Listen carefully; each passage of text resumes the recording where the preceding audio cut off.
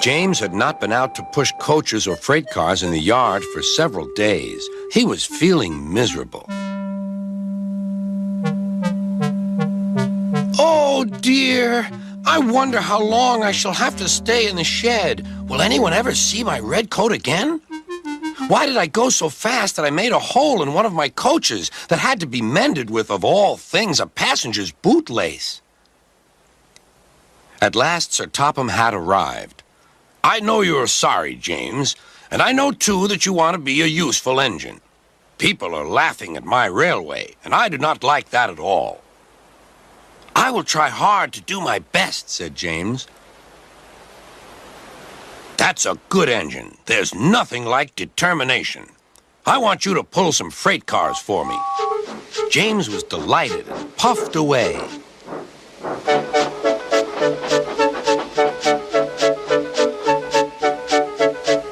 Here's your freight train, James, said Thomas. Have you got some bootlaces ready? And he ran off laughing. Oh, no, said the freight cars. We want a proper engine, not a red monster. James took no notice and started as soon as the conductor was ready. Come along, he puffed. We won't, screamed the freight cars. But James didn't care, and he pulled the screeching cars sternly out of the station.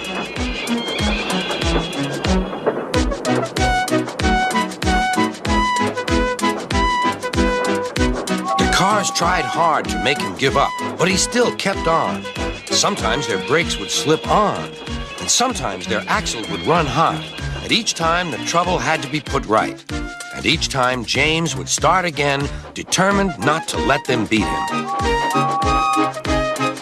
Give up, you can't pull us, you can't, called the cars. I can and I will, puffed James. And slowly but surely he pulled them along the line. At last they saw Gordon's Hill. Look out for trouble, James, warned his driver. We'll go fast and get them up before they know it. Don't let them stop you. So James went faster. Soon they were halfway up. I'm doing it, he panted. Will the top never come? Then, with a sudden jerk, it all came easier. I've done it!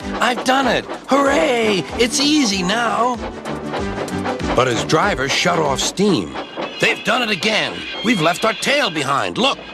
The last cars were running backwards down the hill. The coupling had snapped. But the conductor stopped the cars and got out to warn approaching engines. That's why it was easy, said James, as he backed the other cars carefully down. What silly things freight cars are. There might have been an accident. Should I help you, James? Called Edward. No, thank you. I'll pull them myself. Good. Don't let them beat you. You're doing well, whistled Edward, as James slowly struggled up the hill. I can do it, he puffed. He pulled and puffed as hard as he could. I've done it, he panted.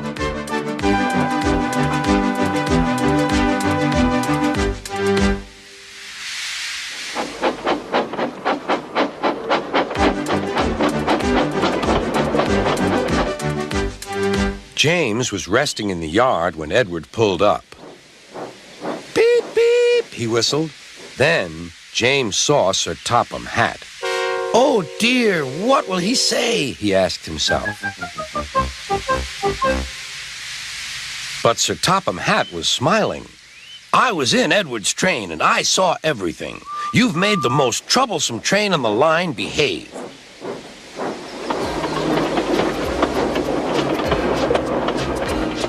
After that performance, you deserve to keep your red coat.